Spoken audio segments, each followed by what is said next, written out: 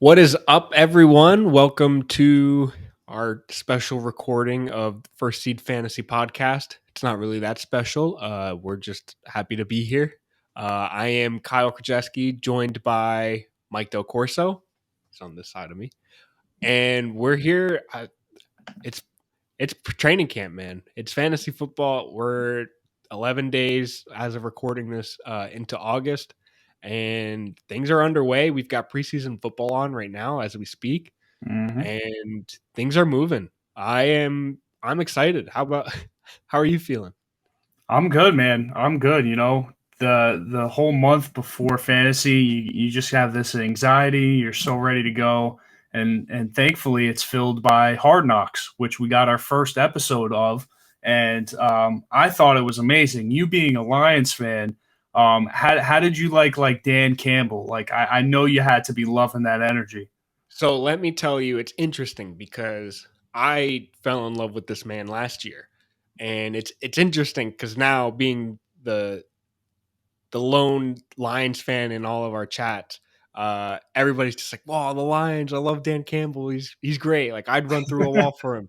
And I'm just like, I've been willing to do that since he got hired because that man is just a ball of energy, and he's just a ball of he's like football in man form, and I don't know how else to describe it, but watching Hard Knocks and just actually watching training camp and how he coaches or just kind of like talks through with the team and not to reporters was exciting. I was amped throughout. Had a ton of laughs. I actually really enjoyed his story of how he almost broke his wrist and then had to go do up downs with the defense. Oh But man. but man, it was nice. It was great to see just good energy coming from the Detroit Lions camp because that is something I haven't felt in years.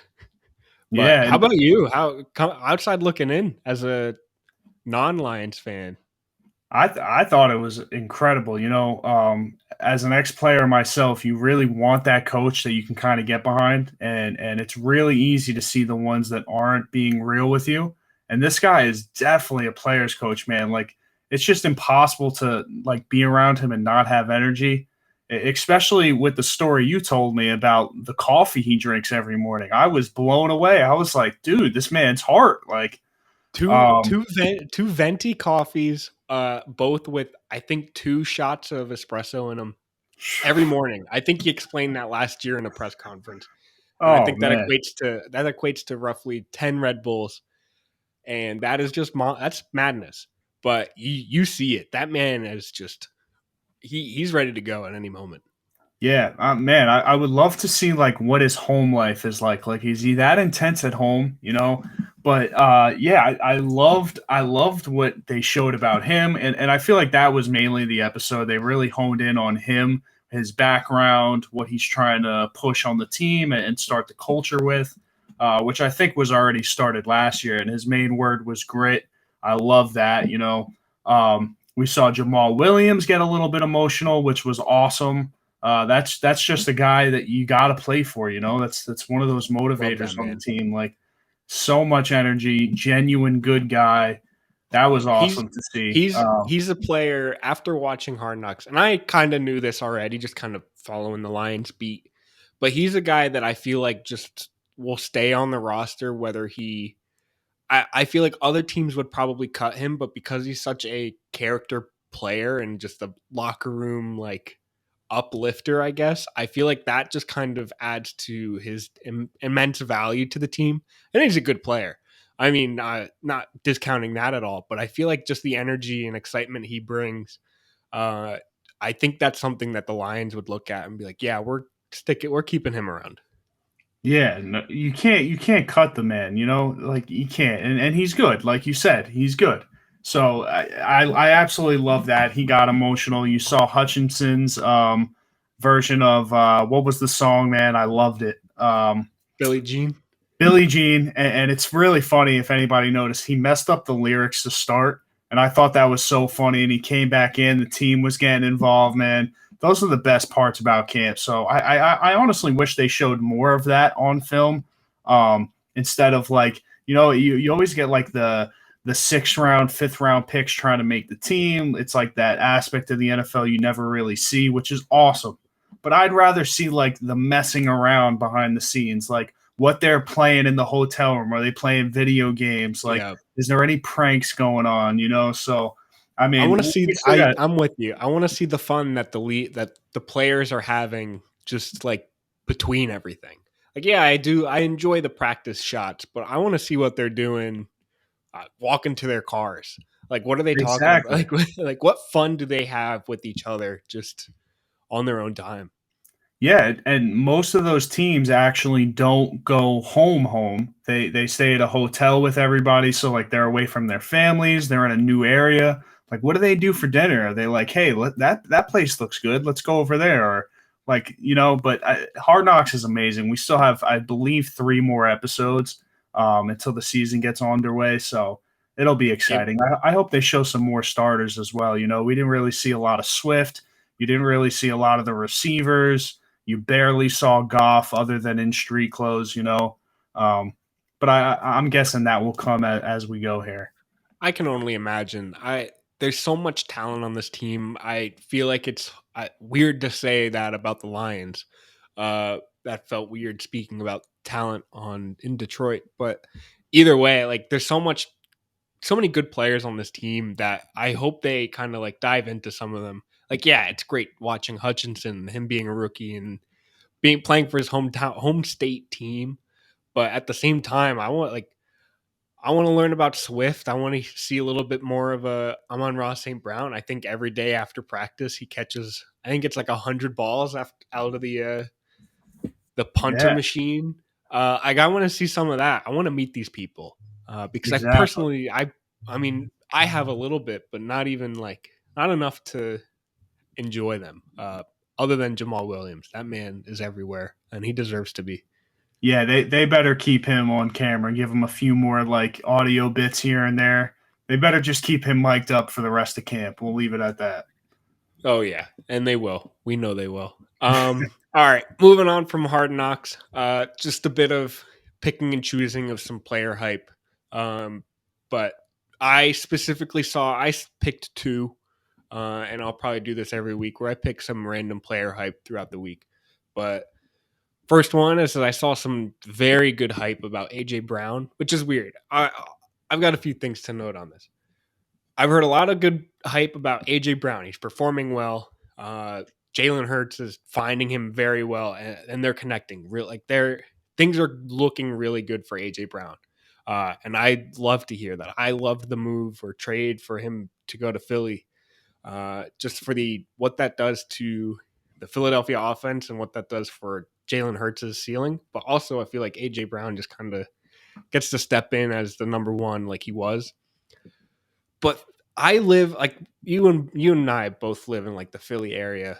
Um and I get Philly sports radio in my car when I'm driving to work. And let me tell you, I think all they seek out is just bad Jalen Hurts like reports, Hmm. because all I heard all week was that he looks bad in training camp, that he's having an awful camp. But then I go on fantasy Twitter and it's all like, yeah, AJ Brown, Jalen Hurts, they're connecting, they're looking great. And I'm just like, what? Like, I truly don't know where to go and what to focus on. But Yeah, it's tricky. But I think you'd get that on any team. I think probably, I bet you Miami's looking at Tyreek and Tua and they're just like, no, this looks bad. Meanwhile, everybody else only sees the good stuff. Uh, exactly. Yep. So it's tricky. I don't know how you feel about AJ Brown. Seeing good vibes was promising to me. I liked him a Yeah. little bit. I wasn't heavily targeting him, but I had nothing negative towards him. What about you? Yeah, no, I mean AJ Brown, I love him, man. When I joined First Seed, my first article was honing in on AJ Brown in his rookie season, and I knew what he could do. I love the man. I mean, I hate Philly, I hate the Eagles, so that's going to be interesting to watch him twice a year. But he is going to evolve that team, and I think some of the training camp stuff is growing pains as well. No offense to Devonta Smith and some of those other guys, but they're no AJ Brown. So it's going to take some time, and there's growing pains, and it's week one. you can't really take it, too much of the good, too much of the bad, a little bit here, a little bit there. So, I mean, I'm huge on AJ Brown. I think he's going to be a stud this year. I think if healthy, he's definitely locked in to be a top 20 receiver. Obviously, right now, some of the rankings have him in the 10s, the 15 range, somewhere in there, which is warranted. You know, he's a freak. He's going to be the number one on that team. And you were talking about a lot of news coming out, and very high on him and very low on Jalen Hurts. And I was seeing the same thing. And I was like, what is going on here? I thought the whole story was about AJ Brown coming in to make this easier for Jalen Hurts and that. And the focus really has been on Jalen Hurts. You know, he's getting a lot of some tough criticism over there, but that's just Philly, you know? Yeah, I was gonna say I think it's them. I think they had a sour taste on him last year, which is weird. I think he had a spectacular season, but I think they have a bit of a sour taste on him where they're like, I truly think they're seeking out negative implications on Jalen Hurts and just kind of like looking for reasons to root against him.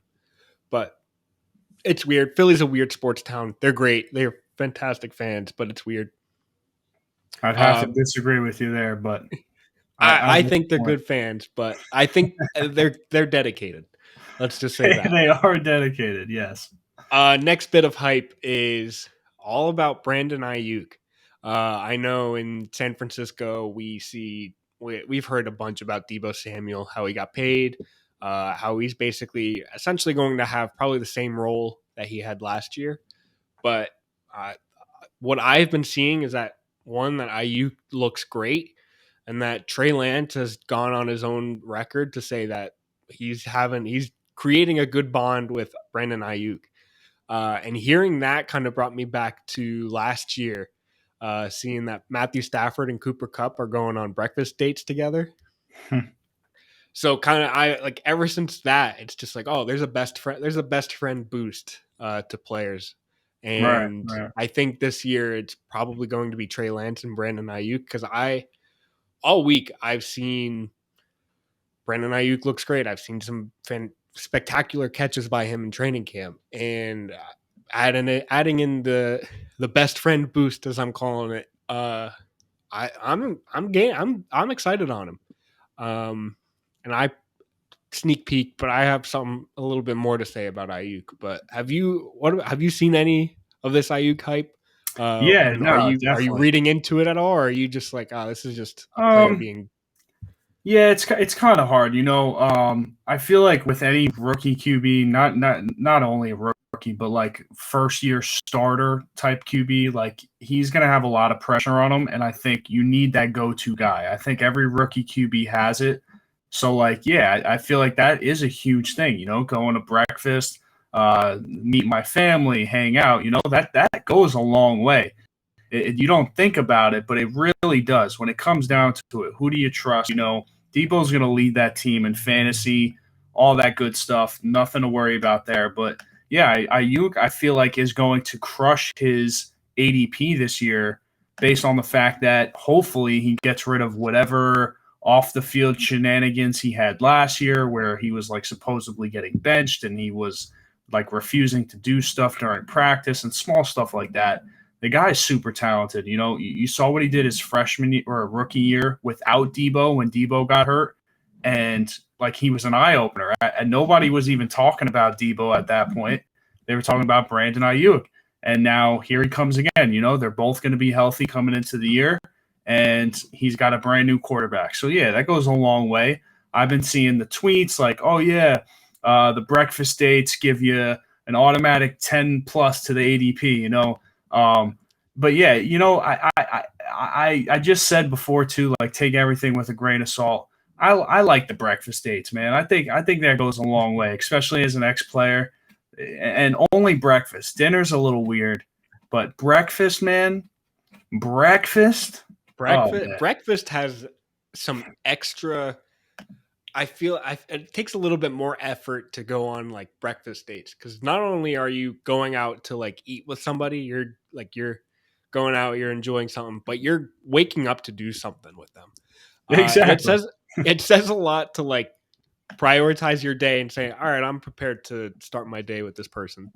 So I feel like breakfast. Exactly. I haven't seen that Aiyuk and Lance are going on breakfast dates, but Stafford and Cup going on breakfast dates was game changing. But Right. literally, Yeah, and God, right now I'm pulling it up as you're speaking here. Looks like Ayuk is the 38th receiver off the board projected. I think he could sneak a little bit higher there, possibly find his way close to that wide receiver 2 range. Um, but yeah, I could see him inside the top 30. You know, it all comes down to how that offense is going to work. Is everybody going to stay healthy? But I see that as a real possibility this year. I think Lance kind of opens up the playbook. So, all right, Mike. I got one piece of news that I didn't write down. This is a bit of a surprise to you. oh But no, did you see this fun tweet by Antonio Brown? oh man, It's oh man. it's a lot. What I do don't we know if say? you've read it yet, but it's essentially he's going he. It's weird because it's a quote that he tweets. It's a quoted picture that he tweets. My Um, biggest regret is that I'll never get to see me, Antonio Brown, play a game live. Wow. yeah, he goes through. He lists his he lists things that he probably should be regretful about, and saying that he's not regretful about it. And then he goes down and says, yeah, his biggest regret is that he'll never be able to get to see himself play live.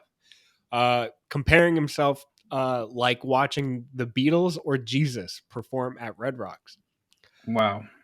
Uh, I just Yeah. want your thoughts. This is a little off the record for off the No, fantasy yeah. football topic, but I mostly wanted to surprise you with this. What do you think?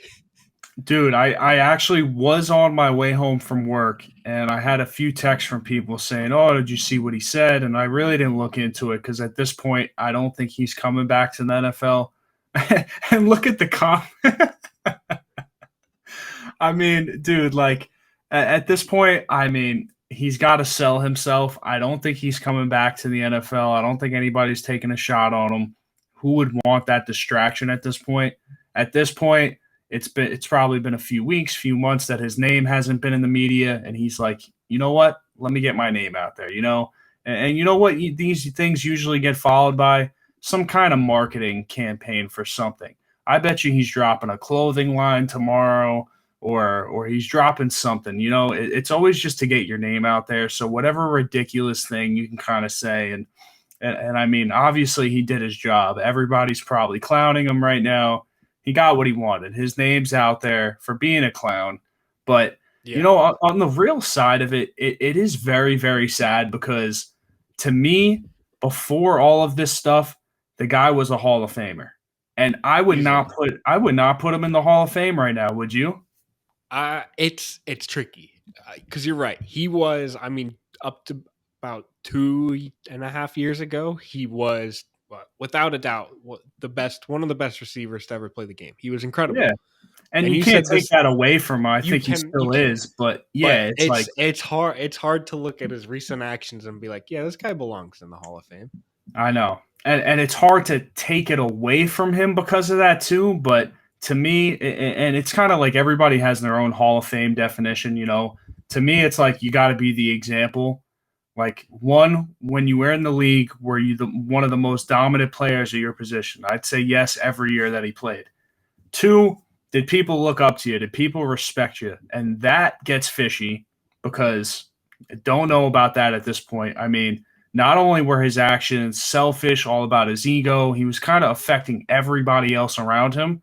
And when you do that to other people, it's not okay. If you're gonna do your own thing, you know. Um, but yeah, I mean, those are really my two main things. Like Hall of Fame, did people look up to you? Were you respected? Were you the example? And he never checked that off. You know, maybe in the beginning of his career, he just never checked that off for me, and it's getting worse and worse. So, I mean, Yeah, yeah, he's he's the biggest news week one training camp, I guess now, right? yeah. Good job. Congrats, Antonio Yeah, Brown. You did yeah, it. good job, AB. Your name's out there again. All right. Transitioning from that excitement. Let's kind of get get to the meat of this episode, I guess. I want to talk with you about running back handcuffs, Ooh. and because I know from previous years just playing with you, I think you and I have pretty different pretty different strategies when it comes to handcuffs. And Mhm. just kind of one, how you handle them, how you draft them, if you draft them, and just kind of how you value them. So I'm just gonna start off. I'll say my philosophy on running back handcuffs is I don't prioritize my own player handcuffs. So I'll say this year, for example, if I'm drafting uh, Javonte Williams, I'm not drafting Melvin Gordon, or I'm not seeking out drafting Melvin Gordon. I mean, I like Melvin Gordon, but I'm not saying I'm taking this guy because he's my handcuff. Or a better example is if I take Dalvin Cook, I'm not in the later round saying I need to draft Alexander Madison. I would rather be a non-Cook owner and go and draft Alexander Madison, just because, in my personal opinion, I would get higher upside with Alexander Madison. If Cook goes down and I have Cook on my roster, then I get Alexander Madison. It's like a 1-for-1, and I understand that philosophy. But if I don't have Dalvin Cook on my roster and he goes down, and then I also have Alexander Madison, then I get an extra running back on my roster that's startable. Right. And that's kind of how I view it, where you play to get more value on your team. And I think you get more value by having other players handcuffs pretty much. That, and you get the Right. opportunity to trade them for extra value because somebody loses their running back and they're like, oh, you have my handcuff, I'll give you extra for him. Exactly. And and then you profit. Either way, I think you profit by not having your own handcuffs. So that's how I view them. And I think I don't know how you view them, honestly. I think I know how you view them, but Yeah. what are your thoughts? I mean, for the past few years, it's been a little bit different. With my handcuffs, usually I had a very high draft pick. So, I mean, 2 years ago I had CMC. So, like, guys, there's only few guys that I would actually truly go and get their handcuffs. Now, you said you wouldn't take Madison with Dalvin Cook. That's somebody that I would prioritize. So the way I see it is if you have a stud running back such as like a Kamara, a Dalvin Cook, um, a Derrick Henry, if there is a for sure guy behind him that is going to be that number two, then yes, I would prioritize him, especially a running back with injury history. That's someone I would go after. But I have shifted over the years. I used to be very extreme with like get your own handcuff. I have shifted to more like your thought process where, you know what, handcuffs are valuable, but let me get the right ones. It doesn't necessarily have to be mine. Let me go get the right ones that I know, yeah, like maybe Madison doesn't play at all this year, but maybe somebody like a Kenneth Walker is going to be playing week 2, week 3, maybe, the upside. So, like, guys like that. And we're going to get into that in a few seconds here. But yeah, that's kind of the way I've shifted over the years. Um, unless you know who the number two is going to be, don't really worry about your own handcuff. That's where I stand as of today. And obviously we have some examples here we'll go through, but I am kind of shifting there. So I think you taught me a little bit something over the years. So I'm glad that I'm rubbing off on you. But yeah, the way I see it is like in round, I wish I had it up right now. I should have. Whatever round Alexander Madison is going in, you're basically either drafting somebody you're going to put on your bench in Alexander Madison, or you're drafting somebody who you could start. And that's kind of how I exactly. view it, at least as the Cook, as the person who has Cook on their roster. Um, Either Right. way, so those are our thoughts on handcuffs, and I think pretty different, but also kind of the same. We both get it, but I wanted who. All right, so there's a few different degrees of handcuff running backs, and so I kind of wanted to go through them with you. The first being, and you mentioned these guys, the Tony Pollards, the AJ Dillon, and Kareem Hunt group. Mm-hmm. Those three in particular, there's probably a few more of those. Those three guys who, yes, they're the backup, but they're also going to have their own role in this offense. Yes. I guess more specifically, we've seen it from all three of them. But for example, like Kareem Hunt was in like it was essentially like a 60-40 timeshare with Nick Chubb last year, Mm-hmm. somewhere around there, and then so like he was a starting value. He was a solid flex play. Some people were comfortable with him as their RB2s. And that's kind of like that's one degree of handcuff, or I guess just running back is essentially what they are, where they're backups in a sense, but also are a piece of the starting offense. And then you Right. get your guys who are like the direct backups and are almost like top 10, maybe even top 5 to an extent. Top like that solid of players if they were the starting player. So, for example, Alexander Madison is probably like that, like the best example. He's not the starter. He doesn't have standalone value any given week. But if Mm-hmm. Dalvin Cook goes down, Alexander Madison is like an easy top 10 running back. I think there were weeks last year without Dalvin where he was probably ranked top 3.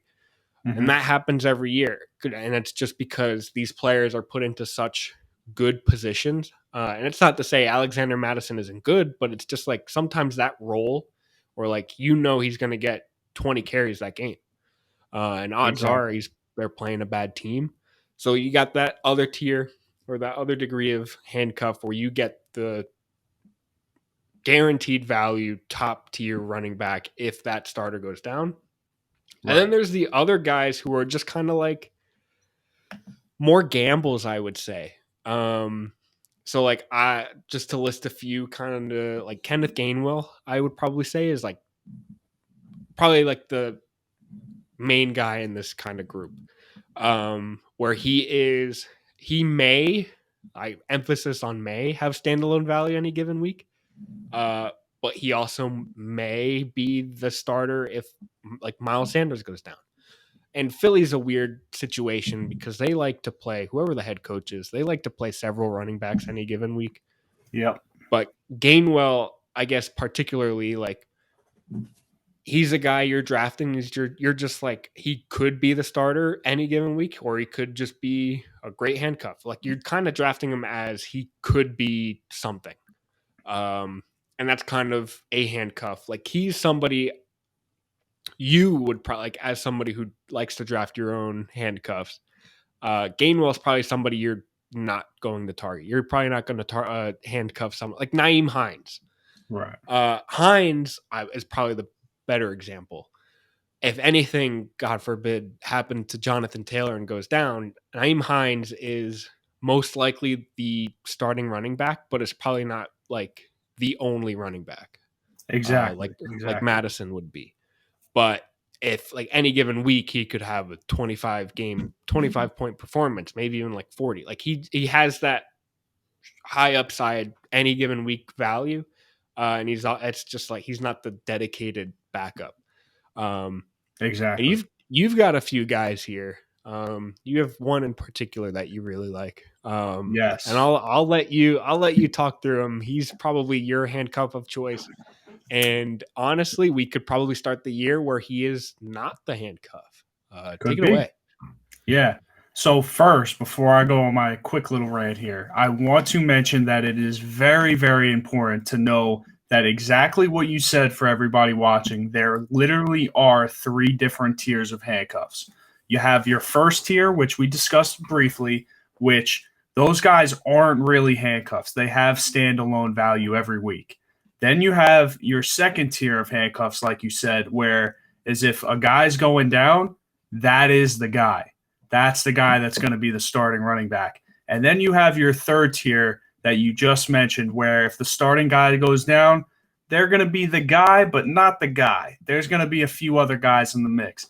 So that is very, very important to understand. So let's go through the examples of the guys that have the standalone value that are handcuffs, but in the way we're talking about them right now and the way we view them, they are not handcuffs. They have standalone value every given week. And here are the guys. We got Tony Pollard, not a handcuff. AJ Dillon this year, not a handcuff. And Kareem Hunt, not a handcuff. And those are just the three guys we're honing in on, right? So you got Tony Pollard, absolute freak. He showed flashes of crazy athleticism, 20-point games here and there last year.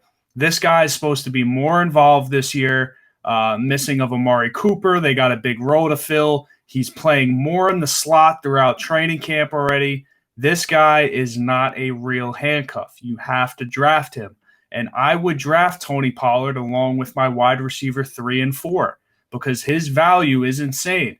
And also, kind of like the guys we're going to talk about in tier 2 with handcuffs, if Zeke Elliott, God forbid, knock on wood, ever goes down, which I don't believe Zeke's ever missed a game in his career.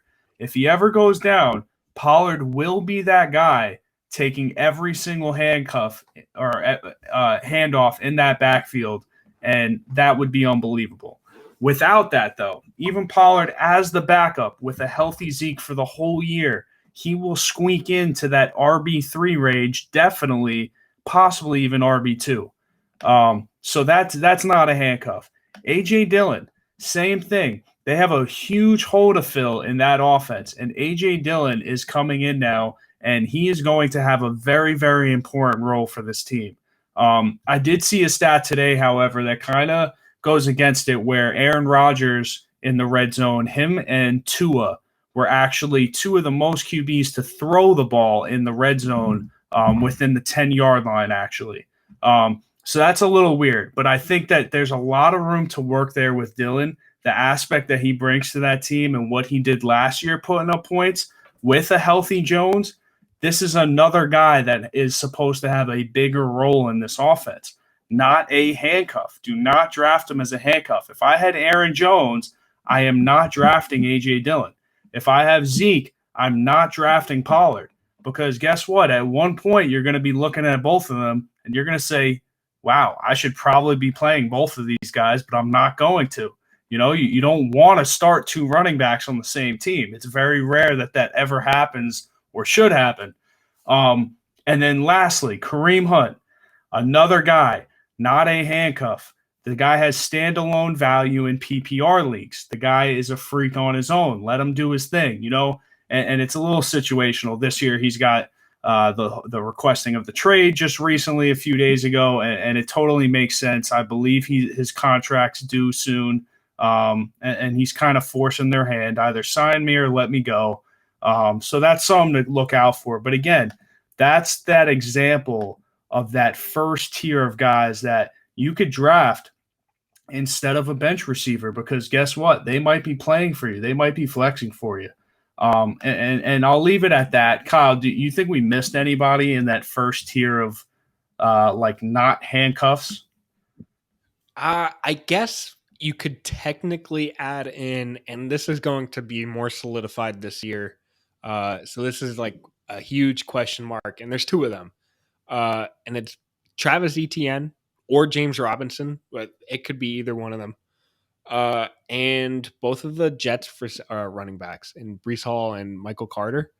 And that the only reason there's question marks is because they're both entering the first year where they're both kind of in these offenses. So it could be timeshare, it could be one solid running back, and it could be I don't know. It could be any mixture because they're two different teams, two different running backs. Like they're all kind of entering the same first year, and there's injuries to take into extent. So maybe I'd add them to your list just because they're question marks, but like I guess ETN more specifically, just because he's going to be he's almost guaranteed to have passing volume. So he's probably someone I would add to your list. And then honestly, that may be it. Right. There's potential for no, I think that's it. And in that Yeah. tier at least, that's pretty much it. No, yeah, and I think that covers it. Those are those guys that have standalone value no matter what. And those are guys that we're stressing. Do not draft as your own handcuff. You definitely don't want to be stuck in that situation. But those are guys that, yeah, you should probably think about drafting them over your bench receiver.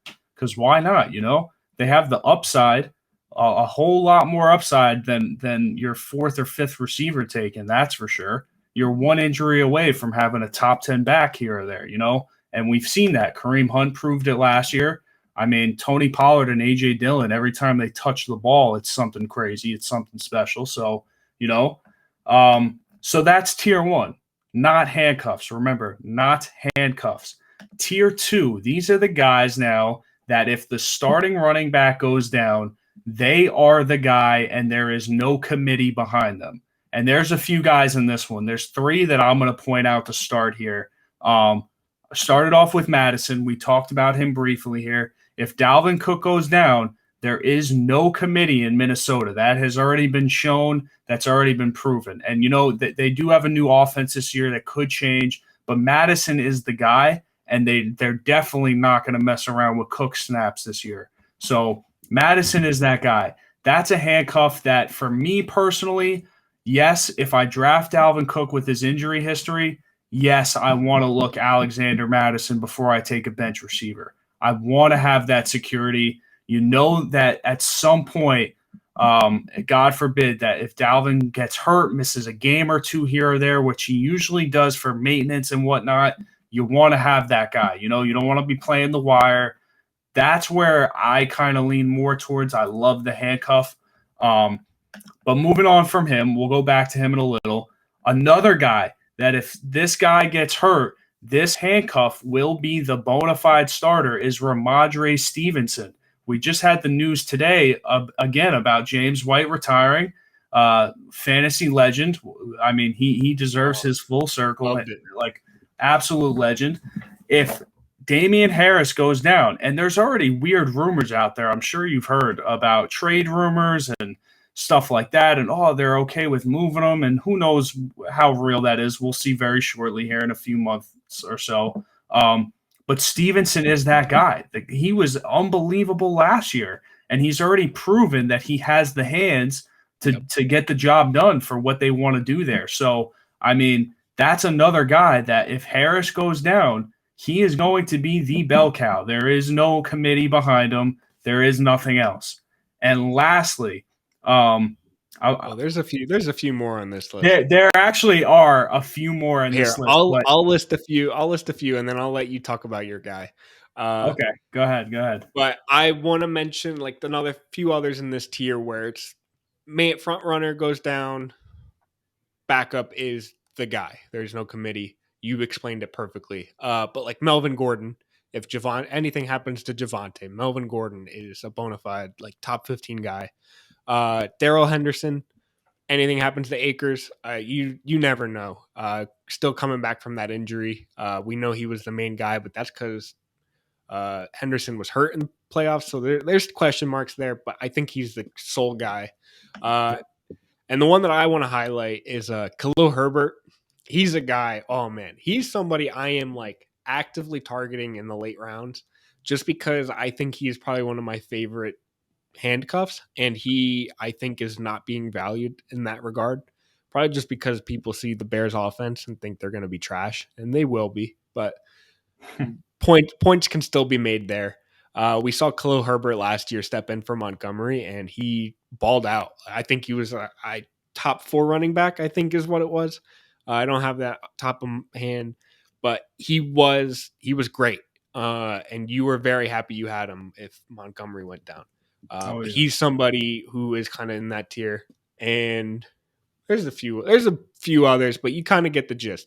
And then I'll let Mike step back in and talk about his guy. So I was honestly going to talk about Darrell Henderson. That's who I was going to hone in on. That was going to be my guy. But you could also throw in this category Kenneth Walker, and this is my go-to guy. You were excited about this guy. I thought this was the one you were hyping up. Yeah, so this is. I was hyping him up for you.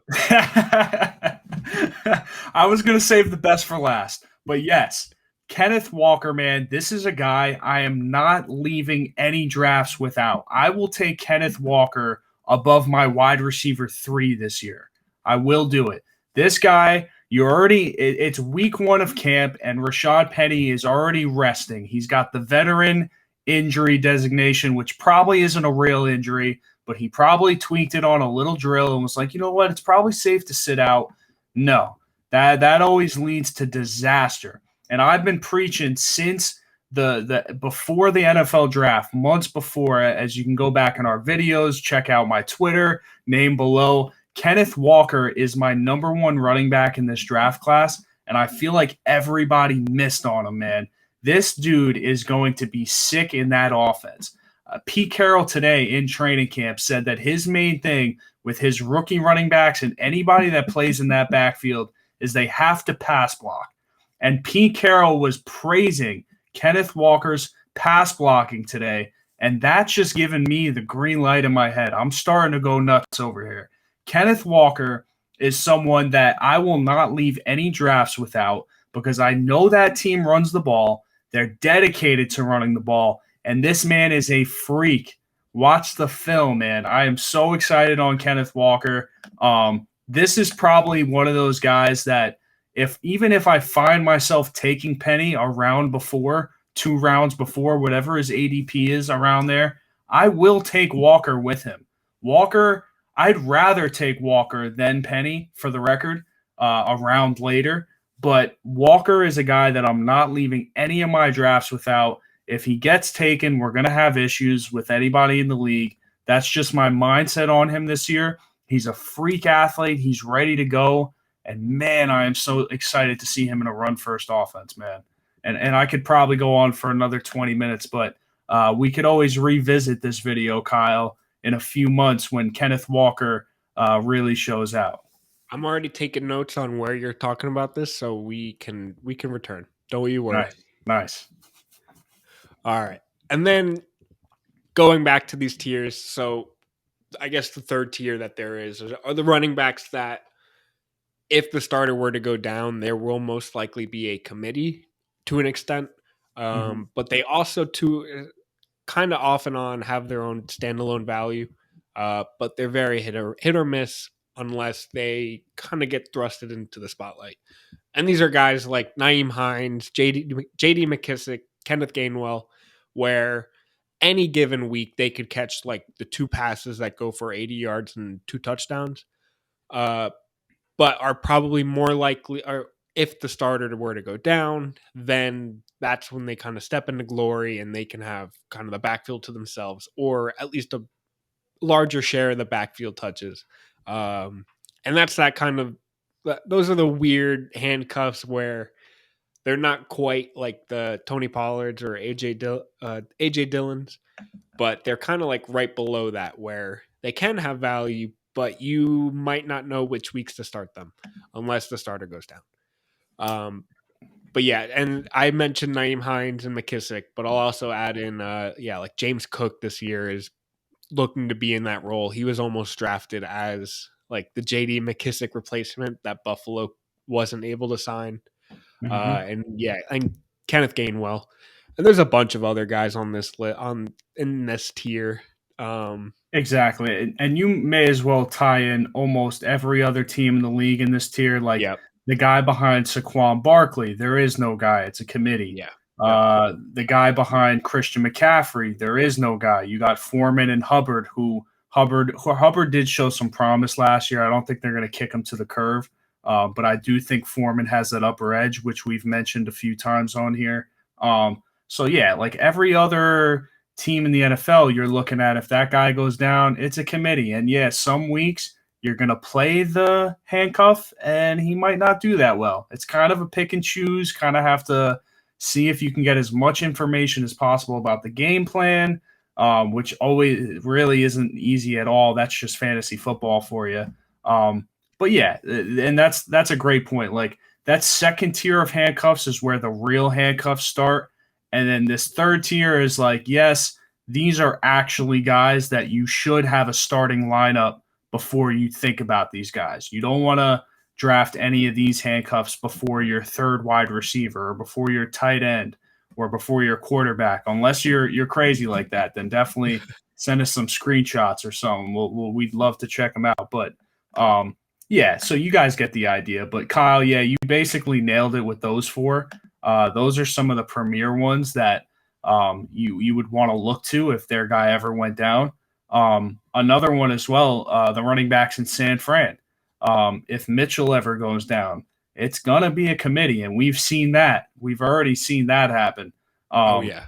So yeah, it's like all these other teams, man. It's like they don't have that guy, so you're gonna have to pick and choose, and that's why it's important with this third tier. Do not draft any of them before a starter. These are definitely bench guys, but these are guys that could have great trade value. Say Singletary goes down and it's a competition between James Cook and Zach Moss. Yeah, I'm probably texting a few people around the league like, hey man, I got the starter, and that's good trade value, and that's always great to have. And who knows, maybe one of these guys pops off, he becomes the actual RB2, and then you have a starter, So these are definitely those late round guys, and I love the four examples you used there. All pass catching backs as well, which is pretty cool. Yeah, and I think that definitely adds. Obviously, it adds to their value, but yeah, you kind of what if I'm drafting late running backs like that late, they're gonna be guys that can catch the ball because otherwise you're just drafting a guy who is going to carry the ball, and that doesn't lead to a lot of fantasy points. So if I'm drafting in the back end of drafts, I'm getting guys with upside, and primarily rushing running backs are that's not it. Exactly. And as we're talking here really quick, I'm thinking Cardinals as well. James Conner is that guy. God forbid he goes down. You got Benjamin. I believe you have another rookie there, and then you have, I believe, Daryl Williams. Or is it Daryl? I think Daryl's there. I believe it's Daryl. I'm going to double check that as well because I know that they have a new guy there as well. And I'm sorry I forgot your name. I'll remember in a second here. Let's take a look here. But yeah, guys like that, and there's so many other teams in the league. You have the Ravens as well. God forbid J.K. Dobbins goes down again. Gus Edwards was supposed to be the guy last year, but Gus Edwards is very limited, I believe, in what he could do pass catching wise. So I believe that they would eventually get Mike Davis involved there, and they'd have a few guys going as well. So yeah, it's very interesting, but for the most part, I think we covered the important ones. That it's so important to know this with fantasy football that there are handcuffs and then there are not handcuffs, and I hope this kind of laid it out for you guys to give you guys a good idea of like where you should be drafting Pollard, Hunt, and I'm forgetting already AJ Dillon, and then those other guys as well. So it's a huge difference. Some important that you should definitely take note of, and I hope that section clears it up. But I was excited to talk about these handcuffs today, man. Especially my boy Walker. Oh, I know you were excited. All right, pivoting away from handcuff running backs, draft them or do not. It is entirely up to you. Everybody's allowed to have their different strategies. We're just here to help you know the different options. Pivoting away though, Mike, I'm curious. Like, if you're in a draft, I'm going to ask two questions, I guess. Who is somebody you like cannot leave your draft without, and like you're targeting him, like you're going in and you're just like, I need this guy. And then who is somebody where you're like, at cost at their current ADP, you are ignoring, like you're not even considering him. It could be like 5 picks after that guy's there. Like, how you see it every year. The guy that sits there at like 36 and it's pick 45 now, and you're just like, oh, he's still there. Who's somebody you would see there and be like, nope, definitely not. I'm going to give you a fast answer here because I got it. DJ Moore, guy I absolutely love. Love him. I need him. I want him. The ADP is perfect. I think he's going to exceed it. and he's being drafted in probably the early third round right now, late third round. And a guy I'm fading is right behind him, Diontae Johnson. I do Ooh. not want anything to do with him at that ADP for a few reasons. And I'll start with Diontae, why I'm a little bit scared. I'm a little bit scared because, one, I don't have 100% faith in that team yet. I do think Mitch is going to impress some people and shut some people up this year on the field. Um, Maybe it's winning games. Fantasy-wise, I'm not sold yet. I got to see it. I also believe that Freiermuth is going to be a bigger red zone threat, and I don't think Diontae sees touchdowns this year. And lastly, my last reason, I think the emergence of George Pickens scares me as well. Guy's getting great hype out of camp. He's another one we could have thrown up there with the hype he's getting. Guy's an animal. It's got to translate. Obviously, we got to see something on film before we start saying anything. But right now, he's working in with the ones, and that scares me. Apparently, Claypool's going to get the boot to the bench here. They were able to work out a 2-year deal with Diontae, but I'm not sold, and I want nothing to do with him at that ADP. So he is a major fade for me this year. I know he has a lot of hype, but he's being drafted right next to DJ Moore, and I think maybe that's why I love him even more. No pun intended. That guy, I think, is a freak, man. You talk about like what he could do on a football field. I think if they could finally pull it together this year with a healthy CMC and have a meaningful season, I think we're going to see him back in his prime years, which I still think he's got a few left. And I think he's going to be a huge part of this offense, huge part of it. So I think there's going to be a little bit more QB competition. Obviously, it really hasn't mattered who's been his QB over the past few years. He's made it work with a washed-up Cam here and there. Darnold, even last year, he was balling out. I'm excited for him this year, and I'm buying the ADP of the early third round, late third round, anywhere in the third round. Give me DJ Moore, man. That's some great value. I think he fits right in there with those top 10, 15 receivers being drafted in the late first, early second. I'm totally sold on him. So I'll leave it at that. I'm fading Diontae Johnson. I hate the third round ADP, and I love DJ Moore. Kyle, who are you loving this year, and who are you not touching this year? I'm going to start with who I am not touching.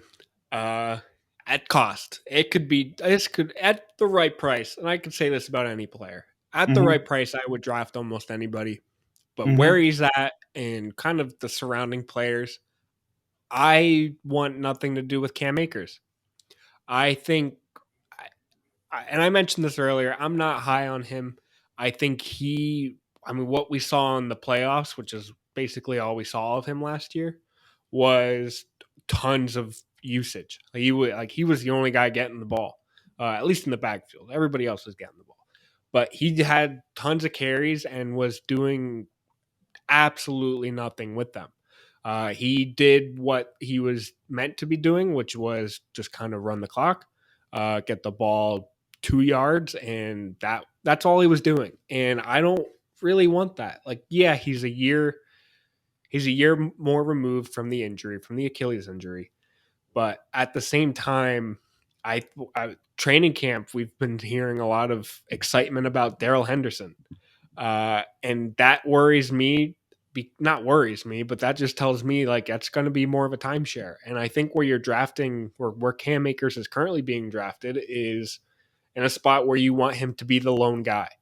And I don't think that's going to be the case. And I won't be drafting Cam Akers at any spot, knowing that thinking he's going to be the only guy, because he's not going to be. I think it's going to be a Akers Henderson timeshare. And I think his price doesn't show that. So I'm out on Akers.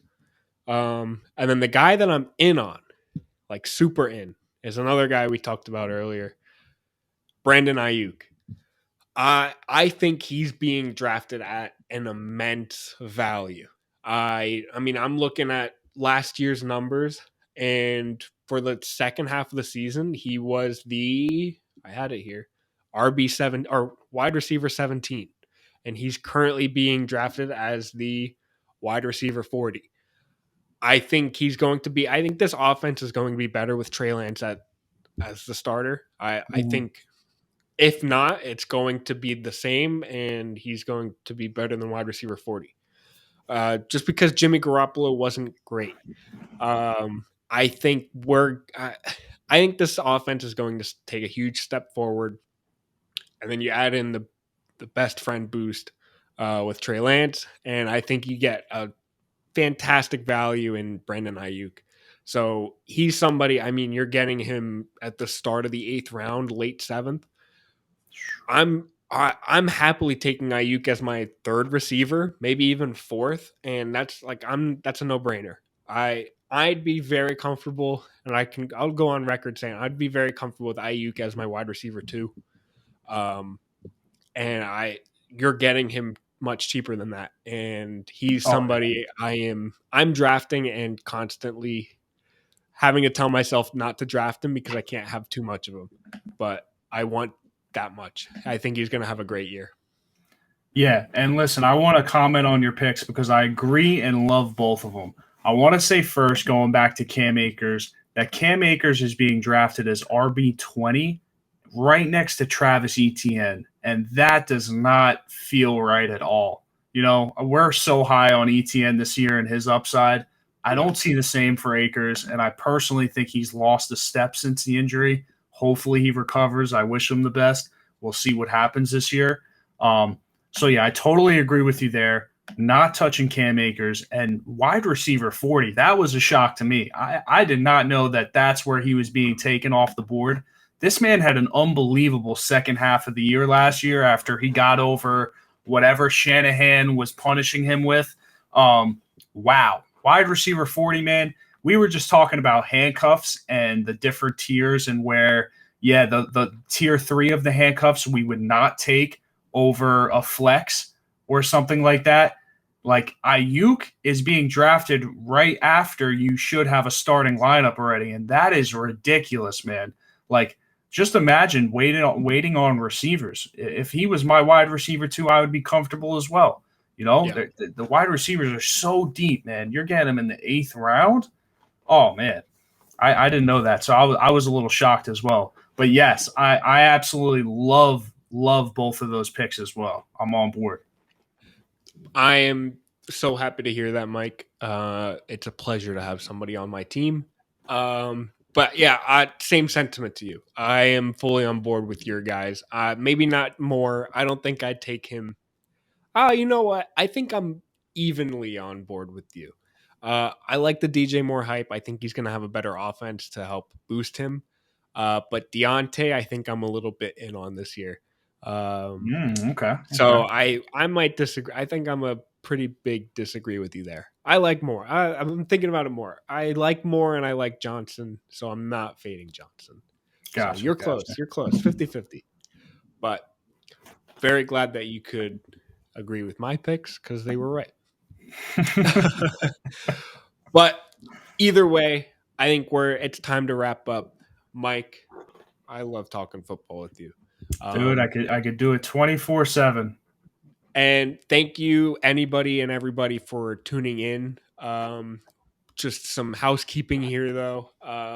Got to keep these lights on somehow. If you're jumping into Underdog, and we hope you are, uh, use code First Seed. It is. I'm constantly drafting there. I know Mike is too. Sometimes we bump into each other in a random draft room. But it's best ball, and it's the best part of fantasy football where you draft a team and then you ignore it. You don't have to Yep. set your lineups throughout the season. You just kind of you draft, you figure out where people are going. It's a fantastic way to figure out where you're like where redraft leagues are going to be drafting. But then that's it. You draft and you ignore it, and then who knows? At the end of the season, you could win up to I think $2 million if you're jumping in for the best ball mania. So that's I do it. If you use code First Seed, you get a bonus up to $100. It's basically a deposit match. So if you put in $100, you get a free $100, and then look at that, you spend $100 to get and play around with $200. It's fun. It's fantastic. I love it, and I know Mike does too. Big time. And then Other spot. This is a new one, and we are amped about it. Check out Manscaped. I'm sure you've heard of it, and if you haven't, it's a fantastic product. Mike and I have both given it a shot, and I am actually looking forward to using it again. It helps you clean up in your groin area. I'll just say that, but keeps you clean, keeps you. It's manscaping. Use code first seed and you get 20% off of your order. I think that's every order, and why not? It's cool, it's fun, and the ladies will love it, and they'll love you for it. Take advantage of that. Again, use code first seed and you get 20% off. And I think, and then obviously follow us on the socials. You got at First Seed Fantasy on Instagram, at First Seed Sports on Twitter. And then if I can show this, I'm at Kyle Krajewski on Twitter, and Mike is at mdelcorso _ on Twitter. Follow us there. Find us. We're constantly tweeting nonsense and random stats that are pretty cool. But absolutely. Thanks for tuning in. Oh, go for it. Yeah, no, I was gonna wrap it up. It's about that go time. Everybody's gonna start drafting soon. If you guys have draft questions, anything like that, I mean, we love talking football. Just you could DM us, you could add us. Let's get going. Let's start talking, start discussing. And the most important thing is we're not always right. No one's always right. Let's bounce some ideas off of each other. If you have a thought here or there, if you disagree with some, let's hear it, and let's get going, man. I'm excited. It's draft season. Best part of the year. I love it. It just means football's here, and I'm pumped. But again, thank you for tuning in, and we'll talk next week. All right. See you guys. See ya.